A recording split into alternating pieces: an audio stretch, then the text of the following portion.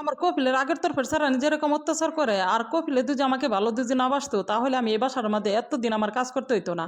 কারণ এই যে দেখো আজকে কপিলের স্যারাটা এসে কি অবস্থা করছে, একদম মনে করো দরজা মরজা ভাঙ্গে তাই ডোয়া শুরু করছে, তো দরজাটা খুলে দিচ্ছে, দেওয়ার সাথে সাথে পাক ঘরের মধ্যে ঢুকিয়ে বলতেছে এতে কি রান ই করতেছস, এই তো তোরা কেডা আইনা দিছে মাছ, মাছের গন্ধে বলে থাকবার বলে হইতাছে না, তো মাছ কিন্তু আমার কপিলে আইনা দিছে।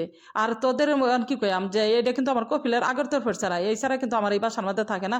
তারপরেও দেখো যে বাসার ভিতরে একটা কোনো কিছু রান্না বান্না করে খাইতে পারি না। আর দেখো হাজারো প্রবাসী মেয়েরা কিন্তু এরকম ভাবে কষ্ট করে, এরকম ঠেটা সুদা কফিল পড়লে। এই সৌদি আরবে কাজের লোকেরা যে ধরনের সুযোগ সুবিধাগুলো পায়া থাকে, যাদের চোখে একদমই লজ্জা নাইকা।